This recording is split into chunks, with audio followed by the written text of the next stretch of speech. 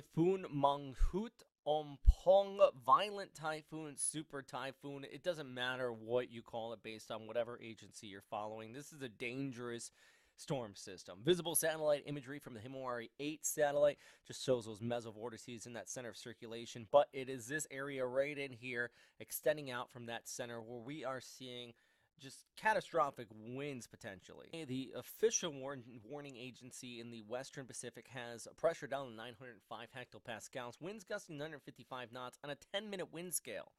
Compare that with JTWC. Earlier on today, I talked about the storm system possibly intensifying, and it did just that. 145 gusting to 175 knots. We're talking about winds gusting in excess of 200 miles per hour. This is a destructive storm system.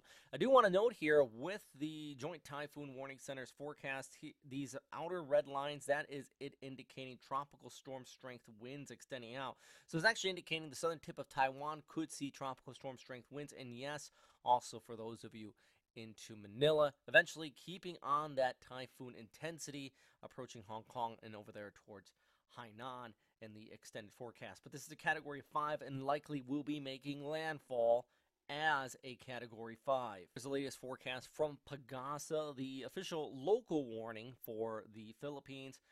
Storm system right now moving off towards the west. They're expected to come on shore as we go ahead.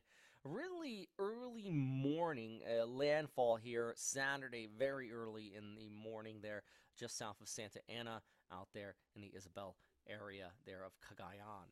But overall, it's just the northeastern portions of Luzon going to take the brunt of this storm system. You can see where that track's coming on shore, and the only saving grace I can say, track is expected to come right through there, just like that, south of Pari. But the good news is that this area right through here is very sparsely populated, and there's a reason for that.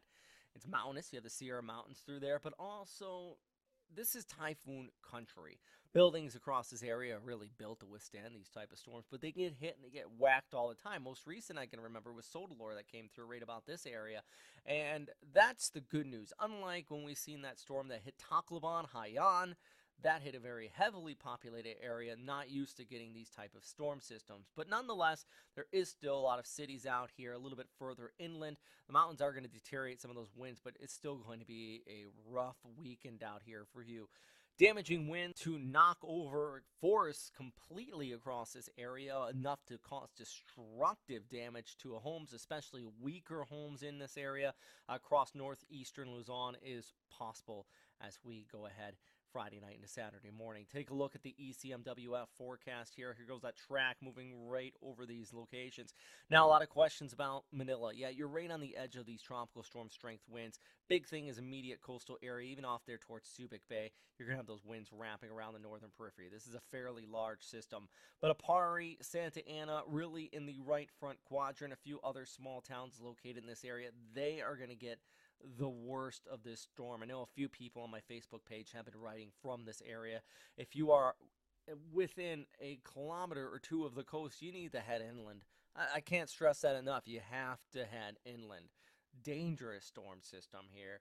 And then even further inland, the rain is going to be a threat as this lingers overhead. In fact, I'll take a look at the same model. Total rainfall forecast here. This is picking up on 2-3 feet. We're talking about thousands of millimeters of total rainfall as this pushes into the Sierra Mountains and then moves further inland as well, the Cagayan Valley, and just in the mountains in the west side of that. Pagasa has already started putting out signal force warnings on this storm system, and if you are being warned or even being told to evacuate, you really need to do so.